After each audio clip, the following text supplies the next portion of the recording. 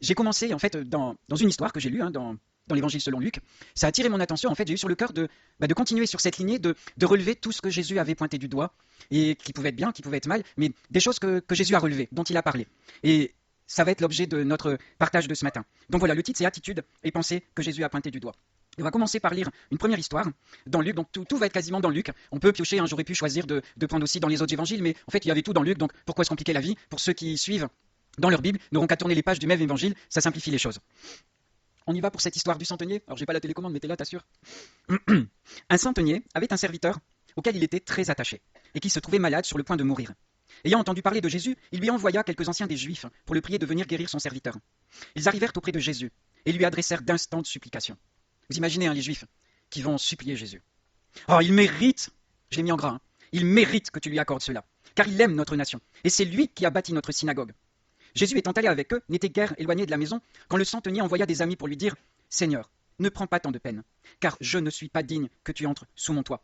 C'est aussi pour cela que je ne me suis pas cru digne d'aller en personne vers toi. » C'est la diapo suivante. Il y a deux diapos parce que c'est long, sinon c'est trop serré. C'est aussi pour cela que je ne me suis pas cru digne d'aller en personne vers toi. Mais dis un mot, et mon serviteur sera guéri. Car moi qui suis soumis à des supérieurs, j'ai des soldats sous mes ordres. Et je dis à l'un va, et il va. À l'autre, viens, et il vient. Et à mon serviteur, fais cela, et il le fait. Lorsque Jésus entendit ces paroles, il admira, je l'ai mis en gras, hein, le centenier. Et se tournant vers la foule qui le suivait, il dit, je vous le dis, même en Israël, je n'ai pas trouvé une aussi grande foi. De retour à la maison, les gens envoyés par le centenier trouvèrent guéri le serviteur qui avait été malade. J'ai mis en gras, hein, ce qui est pointé du doigt, parce que c'est quand même important. Vous connaissez tous les pharisiens. Pas trop besoin de les décrire. Ils étaient là à argumenter auprès de Jésus, en faveur de ce centenier. Ah, quand même, Jésus, ce centenier, il mérite que tu guérisses son serviteur. Tu te rends pas compte? C'est lui qui a construit notre synagogue. Il aime notre nation. Il est super bien pour nous. Tu vas pas laisser son serviteur mourir quand même. Il mérite ça. Il y a une affiche à l'entrée, hein, qu'on peut le mettre en silencieux ou en mode avion. Alors, on va la laisser l'arrêter. Ah, c'est toujours embarrassant quand ça sonne, hein. Ouais, c'est pas grave. Tu l'as mis en silencieux? Il est éteint. Bon, voilà. Ça ne se reproduira plus. Voilà, donc les pharisiens, ils voulaient vraiment faire les avocats et dire, insister, mais il mérite. Devinez pourquoi j'insiste sur ce mérite. Et Jésus, on devine qu'il va guérir le serviteur du centenier justement parce qu'il mérite. Hein. Bah ouais, je vois des noms, hein, ça va, ça me rassure. Ben non. Mais voyez un peu l'approche des pharisiens. En fait, ce qui sort d'eux-mêmes, ce qui sort de la bouche, est révélateur de ce qu'ils ont dans le cœur. C'est biblique. C'est de l'abondance du cœur que la bouche parle. Et les pharisiens, en exprimant ces arguments, ils ont révélé comment ils fonctionnaient à l'intérieur. Pour eux, il fallait mériter quelque chose. Pour gagner, pour avoir la faveur de Dieu, pour recevoir une réponse positive à nos demandes, il faut avoir travaillé à gagner la faveur de Dieu. On le sait tous, on s'applique à ça quotidiennement, n'est-ce pas? Ça va, ouais, ça me rassure, vos réactions me rassurent. Ben oui. Et d'ailleurs, est-ce que Jésus souligne, pointe du doigt, tout ce que le centenier a fait? Pas du tout. Ouais, bah ouais, c'est ce que j'ai mis en gras dans la suite. Hein. On reparcourt. Le serviteur du centenier n'a pas du tout le regard sur lui-même, le même regard sur lui-même que celui que lui portent les pharisiens. Les pharisiens le voient comme quelqu'un qui mérite la faveur de Dieu. Lui-même ne se regarde pas du tout comme ça. Il se décrit comme étant quelqu'un qui n'est pas digne que Jésus entre sous son toit. Vous vous rendez compte, on parle de la même personne, hein, le centenier. On voit la description que font de lui les pharisiens, et on voit la description qu'il fait de lui-même auprès de Jésus. On parle de la même personne. Les regards sont très différents. Et on voit le fonctionnement interne des pharisiens, et on voit le fonctionnement interne du centenier. C'est fou quand même. Des pharisiens, des docteurs de la loi, des érudits, et puis là un centenier probablement pas converti, qu'on dirait pas chrétien. Mais lui, il avait tout compris. Hein. Et il a montré, non pas son mérite, non pas tout ce qu'il avait fait à Jésus, il a tout simplement manifesté sa foi. Jésus, je ne suis pas digne que tu entres sous mon toit. Dis seulement quelque chose, et je sais très bien que mon serviteur sera guéri. Parce que quelque part, je comprends comment ça fonctionne là-haut. Moi, ici-bas, c'est pareil. J'ai des personnes sous mes ordres, et quand je leur donne un ordre, elles le font. Et toi, Jésus, tu as tout le monde sous tes ordres. Alors, il suffit que tu dises un mot, et je sais, ça va marcher pareil. Et Jésus qu'a-t-il pointé du doigt? Et tous les mérites que vantaient les pharisiens? Ou la foi de ce centenier? Vous allez répondre, ben la foi de ce centenier. Jésus, il a mis son doigt sur la foi du centenier. En Israël, il n'a pas trouvé, même en Israël, je n'ai pas trouvé une aussi grande foi. D'ailleurs, je suis en train de me rendre compte que ça rejoint en partie ce que j'avais dit à la dernière prédication. Et oui, même en Israël, Jésus n'avait pas trouvé une aussi grande foi. On passe à la diapo suivante, qui nous compare les deux attitudes. Les pharisiens, il mérite, c'est lui qui a fait. De l'autre côté, le centenier, je ne suis pas digne, je crois. Deux attitudes très très différentes. On est d'accord? Deux attitudes très différentes. On voit donc le fonctionnement interne des pharisiens, c'est révélateur. Maintenant, je voudrais qu'on médite quelque part sur nous-mêmes. Comment fonctionnons-nous à l'intérieur? Que les pharisiens se sont vendus. Nous, on est plus prudents. On ne va pas se vendre. Mais quelque part à l'intérieur, est-ce que quelquefois, on n'a pas une pensée où on a l'impression de mériter quelque chose parce que on a fait quelque chose de bien, on a fait une BA, on a fait... Et on se dit, bah, le Seigneur, il va me bénir. Alors, on l'avoue peut-être pas. Mais est-ce qu'on ne le pense pas quelquefois? Est-ce que quelquefois, on n'a pas le sentiment de mériter la paix, la joie du Seigneur parce qu'on a passé du temps avec lui? Alors, je dis pas que c'est pas bien de passer du temps pour le Seigneur. Mais est-ce que quelquefois, on n'a pas l'impression, le sentiment de se dire, oh, bah, je mérite quand même? Est-ce qu'on mérite quelque chose? J'ai vu Catherine tout à l'heure qui a dit, on ne mérite rien. Et oui, c'est vrai. Quelquefois, on prie. Est-ce qu'on n'a pas le sentiment de devoir mériter, parce qu'on a passé du temps dans la prière, de mériter l'exaucement à nos prières?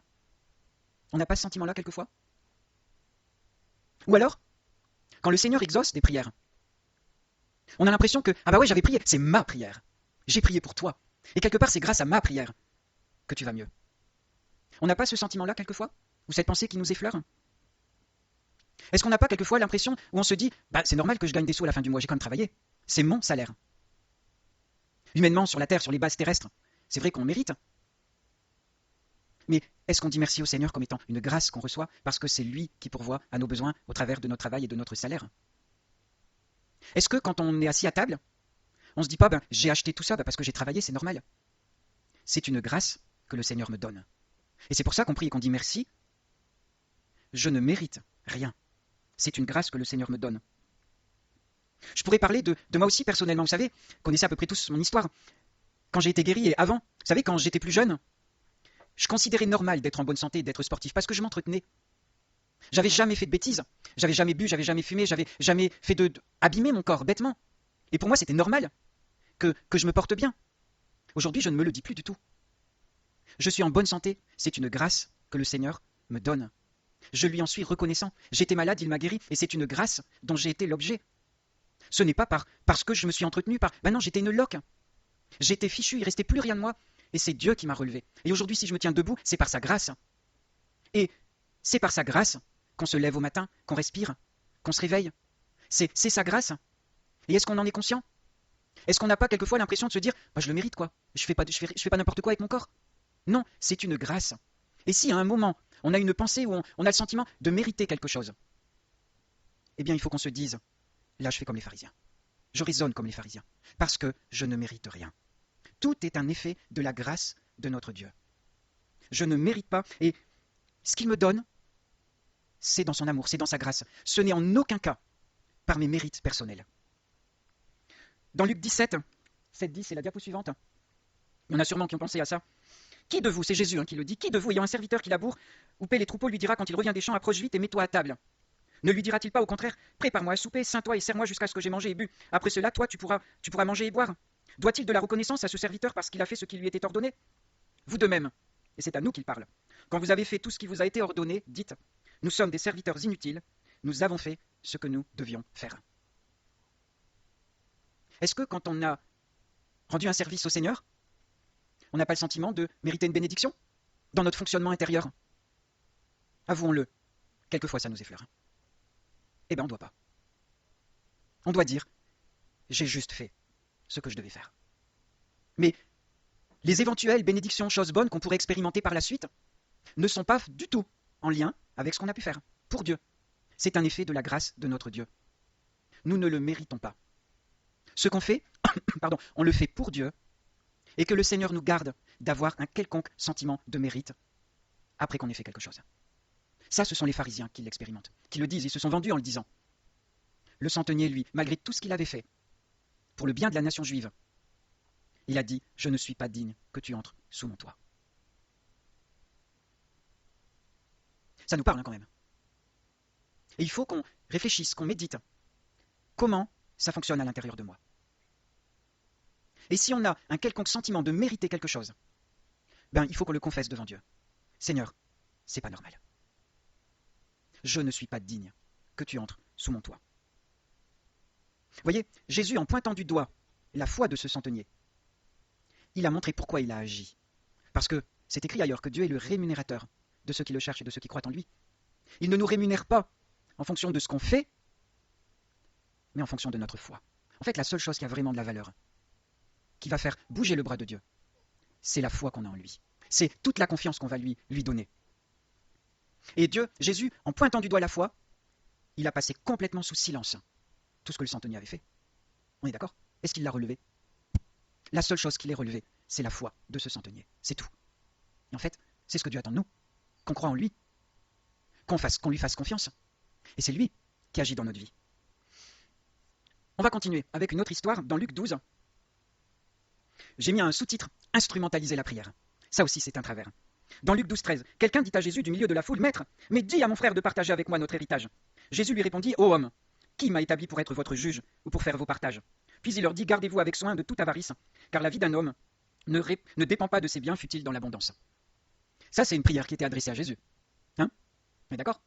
Une prière, c'est pas forcément se mettre à genoux, joindre les mains, se mettre dans une certaine posture. Là, s'il était au milieu de la foule et il a interpellé Jésus. Alors sûrement que cet individu, il avait face à lui un frère qui ne voulait pas partager l'héritage. Il tenait à son bout de gras, quoi. Il ne voulait pas le lâcher, c'est normal, c'est son héritage. Et il suppliait Jésus de « Ah, écoute, explique à mon frère quand même, il faut qu'il me donne la moitié, quoi, c'est normal. » Jésus, bien sûr, il a exaucé sa prière. Hein. Bien sûr que non. Non, il lui a dit « Écoute, moi je suis pas venu pour ça. » Jésus n'est pas venu, d'ailleurs il le dit ailleurs, il n'est pas venu pour juger, mais il est venu pour sauver. Le jugement vient après, mais il est venu pour sauver. Il n'est pas venu pour régler nos trucs, mais nous, quelquefois, dans nos prières. Est-ce qu'on ne demande pas aussi à Jésus, oh, fais-lui comprendre que j'ai raison, Seigneur? Est-ce que ça ne ressemble pas de se battre dans la prière pour que tel frère, telle sœur, qu'ils comprennent vraiment qu'il doit me donner ça, que c'est pas juste? Ça ne nous arrive pas ou ça ne nous est pas déjà arrivé? Bien sûr que si. Là, on fait comme cet individu. Moi, j'ai appelé ça instrumentaliser la prière. Pour obtenir égoïstement ce que nous, on veut gain de cause, alors on va s'adresser à Jésus parce qu'on sait que Jésus nous écoute et qu'il exauce nos prières. Mais est-ce que c'est lui adresser une bonne prière? Est-ce qu'il s'agit d'une prière selon le cœur de Dieu? Bien sûr que non. C'est selon mon cœur, selon ma justice à moi. Mais Jésus n'a pas forcément le même regard. Et bien heureusement, il n'a pas ce regard petit de ce monde que nous pouvons avoir. Et c'est pour ça qu'il lui a répondu « Ô homme !» Il a répondu avec humour quand même. « Ô homme, qui m'a établi juge pour régler vos problèmes comme ça? Moi, je ne suis pas là pour ça. » Mais le but de ce matin, c'est de nous introspecter. Qu'au travers de tous ces exemples, on puisse essayer de déceler des indicateurs qui nous montrent qu'à l'intérieur, il y a peut-être des choses qui doivent encore être déposées aux pieds du Seigneur pour que son esprit puisse entrer et occuper toute la place. Une autre attitude. La diapo suivante. Ne pas jouir de tout ce qui est pourtant à notre disposition. Quand on parle de l'histoire du fils prodigue, on pense au fils prodigue avant tout. Son frère, on n'en parle pas souvent. Là, on va s'attarder, pas trop longuement parce que je vois que le temps passe vite, on va s'attarder sur le frère. Donc on arrive juste à la fin de l'histoire. Hein. Vous connaissez l'histoire du fils prodigue qui est rentré à la maison, puis voilà, on tue le veau gras, c'est la fête. Et puis là, il y a le frère qui entend la fête et qui n'est pas d'accord. Mais il répondit à son père, « Voici, il y a tant d'années que je te sers, sans avoir jamais transgressé tes ordres, et jamais tu ne m'as donné un chevreau pour que je me réjouisse avec mes amis. » Au passage, il ressemble un peu aux pharisiens. Hein. Franchement, j'aurais mérité le veau gras, quoi. C'est pas celui-là là, qui méritait, c'était moi. Ouais. Et quand ton fils est arrivé, celui-là, celui qui a mangé ton bien avec des prostituées, non mais tu te rends compte, c'est pour lui que tu tues le veau gras. Je le méritais quand même plus que lui. Et là, le père, il répond, « Mon enfant, tu es toujours avec moi, et tout ce que j'ai est à toi. » Il n'y a pas besoin de mériter. En fait, le fait qu'il soit à la maison du père, il possédait tout. Le veau gras, il était aussi pour lui. Et il n'en avait jamais joui. Est-ce que nous, sans trop le savoir, on se refuse de jouir de tous les bienfaits que Dieu nous a donnés? Est-ce qu'on ne se prive pas de ce que Jésus nous a déjà donné? Il nous est dit qu'on a tout pleinement en Jésus-Christ. Il est le chef de toute domination, de toute autorité. Est-ce qu'on est conscient qu'on possède cette autorité? On possède des richesses par notre Sauveur. Est-ce qu'on y croit? Est-ce qu'on les saisit? Est-ce qu'on prend cette autorité devant des choses qui nous arrivent? Est-ce qu'on saisit la victoire par la foi ou est-ce que, oh Seigneur, il m'arrive encore ça, tu te rends pas compte? Alors que il nous a donné la force et le pouvoir de marcher sur les scorpions. Et puis, on reste tout petit dans notre coin, alors qu'on possède le pouvoir de gagner contre l'ennemi. Vous croyez pas? Bien sûr que si. Et là, ce grand frère, ou je sais pas si c'est le grand ou le petit, mais en tout cas ce frère, il n'avait pas conscience de tout ce qu'il possédait. Et en plus, il y avait le côté que j'appelle le côté méritoire, de penser mériter quelque chose, et que du coup ce frangin-là, lui vraiment, il méritait pas ça. Mais lui, il l'a obtenu par grâce. Il a joui du pardon du Père. Et nous, on doit entrer dans ce pardon du Père. On n'est pas enfant de Dieu par nos mérites, comme le pensait ce frère. On est devenu enfant de Dieu parce qu'il nous a fait grâce. Et si tu es encore sur ta chaise ce matin à croire que, quelque part, tu mérites d'être ton statut de croyant, tu te trompes. Tu es comme ce frère qui croyait mériter quelque chose, ou comme les pharisiens qui croyaient que ce centenier méritait quelque chose. Oublie que tu mérites quelque chose. On a besoin de la grâce de Dieu. On va passer à la diapo suivante. Par quoi suis-je attiré? Les pharisiens qui étaient avares écoutaient aussi tout cela, et ils se moquaient de lui, c'est-à-dire de Jésus. Jésus leur dit, vous, en s'adressant aux pharisiens, il osait, vous cherchez à paraître juste devant les hommes, mais Dieu connaît vos cœurs, car ce qui est élevé parmi les hommes est une abomination aux yeux de Dieu. Ce qui est élevé aux yeux des hommes est une abomination aux yeux de Dieu. Qu'est-ce qui nous attire? Est-ce qu'on cherche ce qui est haut? On cherche le pouvoir? On cherche la gloire?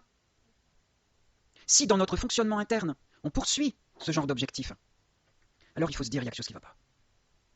Parce que ce que je poursuis, la Bible me révèle que c'est une abomination aux yeux de Dieu. La diapo suivante, Luc 20, 45. Tandis que tout le peuple l'écoutait, il dit à ses disciples, gardez-vous des scribes, qui aiment à se promener en robe longue et à être salués dans les places publiques, qui recherchent les premiers sièges dans les synagogues et les premières places dans les festins, qui dévorent les maisons des veuves et qui font pour l'apparence de longues prières. Ils seront jugés plus sévèrement. Est-ce que je cherche ce qui est élevé?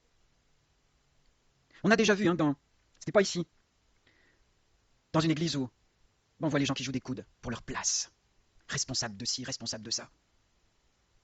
Est-ce qu'on court après ça? Est-ce qu'on a envie de courir après ça? Si on a envie de courir après ça, c'est pas une bonne motivation. C'est vrai. Ce qui est élevé est une abomination aux yeux de Dieu. On ne doit pas viser une place, un statut. On peut l'être quand même, Moi je suis ancien, mais je vous assure, j'ai pas cherché à l'être, j'ai pas postulé, rien du tout. Ouais. Mais c'est pas du tout ce qu'on cherche. Il en faut pour prendre soin de l'Église. Mais ce n'est pas du tout une place et un statut après lequel on a couru un jour, et après lequel on court, et pour lequel on est prêt à se battre pour y rester. Mais vraiment, pas du tout. Et si un jour, il y en a un qui se met à courir vers cet objectif, il fait fausse route. Parce que c'est pas du tout le but. Une place élevée, c'est pas du tout la bonne place. Jésus nous a montré l'exemple. Il a servi. Il a lavé les pieds de ses disciples. Et on est au service. On est au service les uns des autres. Et je vous assure, hier à la patinoire, j'étais heureux de relever les petits jeunes, les ados, ou même des personnes, il y en a qui ne faisaient pas partie de notre groupe, qui étaient par terre, je les remettais sur leurs pieds, mais j'étais heureux d'être utile, de servir. Parce que quelque part, c'est ce que le Seigneur veut, qu'on soit au service des uns et des autres. On n'est pas là pour gouverner, on n'est pas là pour manipuler, pour tirer sur des ficelles, pour se battre, faire des coups, pour garder sa place. On est au service de notre Dieu. Jésus nous demande, nous recommande même de nous garder de ceux qui cherchent les premières places. Ils sont dangereux. Il faut y faire attention. Il ne faut pas suivre leur exemple. Il faut se garder d'eux. Prudence. On va continuer dans la diapo suivante, Luc 18, 9, 14. Se croire supérieur. Il dit encore, c'est Jésus toujours, il dit encore cette parabole en vue de certaines personnes se persuadant qu'elles étaient justes et ne faisant aucun cas des autres. D'ailleurs, j'aime bien ce verset-là. Vous savez, quelquefois dans nos Bibles, il y a un titre en italique. Mais ces titres-là, quelquefois, il faut s'en méfier. Parce que c'est celui qui a traduit la Bible qui les a ajoutés. Ils ne sont pas dans les textes originaux. Et quelquefois, les titres, ils sont dirigés selon une certaine compréhension et une certaine interprétation de la Bible. Mais là, c'en est pas un. Ce verset-là, il fait partie de l'inspiration biblique. Et c'est l'évangile, c'est Luc, le disciple de Jésus, qui l'a mis, ce verset-là. 2 hommes montèrent au temple pour prier. L'un était pharisien et l'autre publicain. Le pharisien, debout, priait ainsi en lui-même. « Ô Dieu, je te rends grâce de ce que je ne suis pas comme le reste des hommes qui sont ravisseurs, injustes, adultères, ou même, j'ajouterai, comme ce publicain-là. Je jeûne 2 fois la semaine. Je donne la dîme de tous mes revenus. Vous bien de pharisien. Et le publicain, lui, se tenait un peu plus loin. Il n'osait même pas lever les yeux au ciel, mais il se frappait la poitrine en disant « Ô Dieu, sois apaisé envers moi, qui suis pécheur. » Et maintenant, c'est Jésus qui l'affirme. Et c'est important de souligner cette parole de Jésus. Je vous le dis, dit Jésus, celui-ci, et quand il parle de celui-ci, c'est celui dont on vient juste de parler, vous comprendrez que ce n'est pas le pharisien, c'est le publicain, descendit dans sa maison justifié plutôt que l'autre, c'est-à-dire le pharisien, qui pourtant, quand même, il donne la dîme de tous ses revenus, il jeûne 2 fois la semaine, il fait des longues prières et tout, non mais vous vous rendez pas compte? Quand même, il mérite quelque chose. Ben n'empêche que lui, quand il est rentré chez lui, il a tout perdu. Il n'a pas été justifié. Parce qu'il n'a pas été justifié par ses mérites. Par contre, le publicain qui s'est humilié, qui a reconnu sa petitesse, qui a reconnu ses péchés, ben il s'est mis à jouir de la grâce divine. Et lui, il est rentré chez lui justifié. Léger. Oh, le pharisien était peut-être léger à son goût, mais en tout cas très léger devant Dieu, dans sa balance. Il vaut mieux être à la place du publicain que d'être à la place du pharisien. Mais dans notre fonctionnement interne, pour revenir à ça, que moi j'aime bien quand même, réfléchir à comment je fonctionne à l'intérieur. Le fait de donner, bon jeûner, j'avoue que c'est pas trop mon fort, mais il y a plein d'autres choses que je fais. Mais c'est pas pour ça que je mérite quoi que ce soit. Et il faut qu'on se le dise à chacun à l'intérieur. La grâce de Dieu. Qu'est-ce que tu dis? Je vais continuer, et hop, faut que j'accélère. Ou alors je fais une série comme Michael fait. Non, on va réussir à tout manger. Luc 18, 15, 17. Je vais aller vite. On lui amena aussi les petits enfants afin qu'il les touche. Bon, ça c'est du vieux français. Mais les disciples, voyant cela, reprenaient ceux qui les amenaient. Et Jésus les appela et leur dit, laissez venir à moi les petits enfants et ne les en empêchez pas, car le royaume de Dieu est pour ceux qui leur ressemblent. Je vous le dis en vérité, quiconque ne recevra pas le royaume de Dieu comme un de ses petits, n'y entrera point. Notre regard sur les enfants. Et je vais ajouter, dans l'Église. Quel est-il? Jésus a pointé du doigt l'attitude des disciples, on est d'accord. D'ailleurs, je me souviens d'un disque 45 tours de mon enfance qui racontait cette histoire. Ouais. Et c'était raconté, il y avait un peu de broderie autour. Et je me souviens, à la fin de l'histoire, c'était cette petite fille qui racontait l'histoire dans le disque. Et elle parlait des disciples quand Jésus leur a fait la remarque. Parce que Jésus, il était indigné. C'est un mot fort quand même. Il était indigné. Et cette petite fille, elle racontait l'histoire, elle se dit, en parlant des disciples, ils étaient rouges comme des tomates. Tellement ils avaient honte de leur attitude par rapport aux enfants. Et ouais. Parce que les disciples, ils avaient une conception, parce qu'ils ont appris au contact de Jésus. Et cette expérience les a amenés à remettre en question leur vision. Pour eux, les gamins, c'était là-bas. Les autres, c'était pas là. Les gamins, dans nos jambes, franchement, ils nous cassent les pieds, qui viennent pas déranger Jésus. Vous restez pas là. C'était ça. Je caricaturise, mais c'est ça, j'exagère pas. Qu'a dit Jésus? Effectivement, les enfants, vous restez là-bas, vous n'allez pas déranger les adultes. Ben non, Jésus n'a pas fait ça, du tout. Les disciples n'avaient pas conscience de l'intérêt que Jésus portait aux enfants. Les disciples, ils pensaient que les enfants étaient des êtres humains de seconde classe, qui n'avaient pas accès à Jésus. Ils n'accordaient pas aux enfants le respect que Jésus voulait leur accorder. D'ailleurs, je ne suis pas en train de dire que l'enfant doit être roi. Je l'ai ajouté. Je me suis dit, là, il ne faut pas qu'on me fasse dire ce que je n'ai pas dit. L'enfant, il n'est pas question que l'enfant soit roi. Mais il doit être respecté aussi. Les disciples n'ont pas respecté les enfants. Et Jésus les a rappelés à l'ordre. Et vous savez, je sais dans mon boulot. C'est une erreur que j'ai peut-être fait il y a longtemps, que je ne fais plus du tout maintenant. Vous savez, il y a des numéros, on les voit vite, on les repère. Mais si on leur parle d'une façon, toi, t'es intérêt, je vous assure, on les allume et on va avoir des difficultés avec eux. Si on leur parle avec respect, qu'on les traite, je dirais même, avec un respect supérieur aux autres, on les a dans la poche. Mais naturellement, c'est pas ce qu'on a envie de faire. Jésus le savait. Et il a traité les enfants avec respect. Il a pris du temps pour eux. Il les a pris sur ses genoux. Il les a pris dans ses bras, il les a bénis. Vous imaginez la scène? C'est beau, Il leur a accordé du respect. Ben oui, ce sont des êtres humains de première classe, comme les adultes. Ils ont aussi accès à Jésus. Et si on ne les respecte pas, ben on n'agit pas selon Dieu. Dieu veut qu'on les respecte aussi. Et si on s'adresse aux enfants d'une manière méprisante, je peux vous assurer qu'on les braque contre nous, et ça va être compliqué, c'est sûr. On continue, on va y arriver. Luc 18, 39. Là, vous avez les versets, je ne vais pas prendre le temps de le lire, mais vous connaissez l'histoire du mendiant aveugle qui criait « Jésus, Jésus, aie pitié de moi !» et que tout le monde voulait faire taire, parce qu'il allait déranger le passage serein de Jésus. Là aussi, c'était un peu comme les enfants. Ce pauvre aveugle, mais il voulait une chose, c'était de retrouver la vue. Il a entendu que c'était Jésus, il a mis tout ce qu'il avait dans ses cris, et on voulait le faire taire. Qu'a fait Jésus? Il s'est arrêté en route, et il l'a appelé, et il lui a rendu la vue. Quelquefois, il y en a qui veulent crier à Jésus, et on aurait envie de leur dire « C'est pas le moment, s'il te plaît, va se taper la honte. » Ben non, Jésus n'a pas fait ça. Jésus n'a pas fait ça. Et il l'a guéri. Diapo suivante. Rattrape. Jésus approche de la ville de Jérusalem et il se met à pleurer. Il pleure parce qu'il sait que Jérusalem va être détruite. Et je vais juste lire ce que j'ai mis en gras. Juste avant, le verset 44. Ils te détruiront, toi et tes enfants au milieu de toi. Ils ne laisseront pas en toi pierre sur pierre. Écoutez bien. Parce que tu n'as pas connu le temps où tu as été visité. Waouh! Et ça, c'est quelque chose qui est pointé du doigt par Jésus. Hein. Ne pas discerner le temps. Ne pas discerner le temps où Jésus, il vient pour nous appeler. Là, Jésus, il était venu. Il était en chair et en os sur la terre, à Jérusalem. Et ils ne voulaient pas de lui. Et ils l'ont crucifié. Et Jésus, il a pleuré sur cette ville. Parce qu'ils n'ont pas connu le temps où Jésus est venu, en chair et en os, au milieu d'eux. Jésus, il était profondément attristé par l'aveuglement de Jérusalem. Parce que Jésus ne pleurait pas pour rien. Hein. Il n'a pas pleuré beaucoup de fois. Hein. Dans Jean 11, 35, le verset le plus court de la Bible, Jésus pleura quand il s'est trouvé devant le tombeau de Lazare.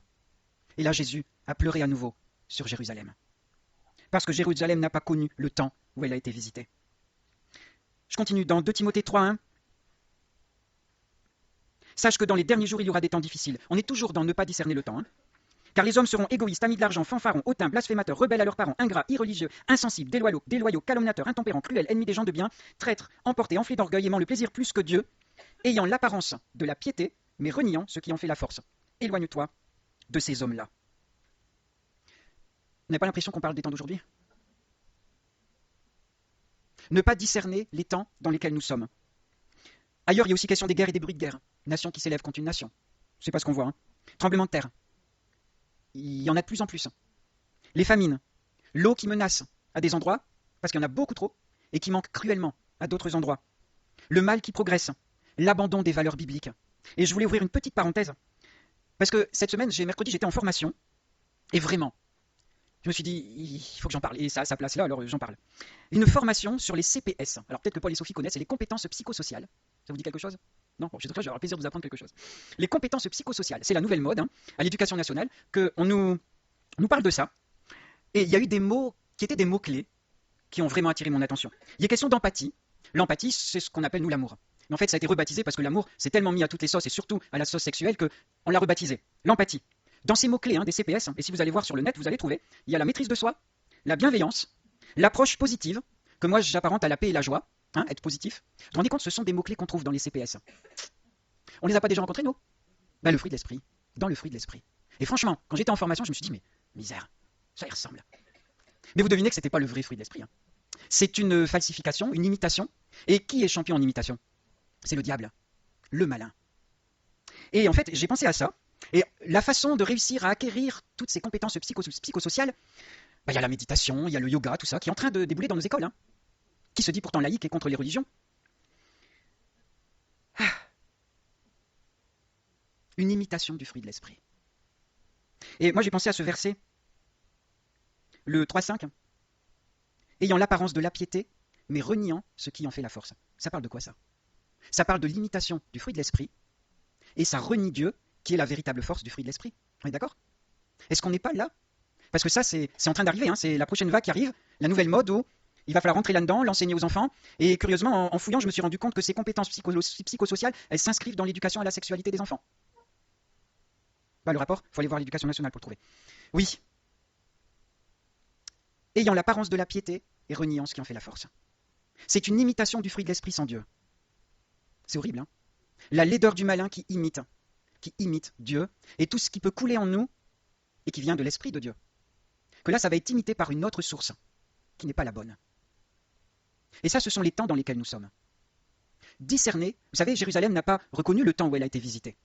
Nous, aujourd'hui, nous devons reconnaître les temps dans lesquels nous sommes. Et je finis par la dernière diapo, reconnaître l'appel de Dieu.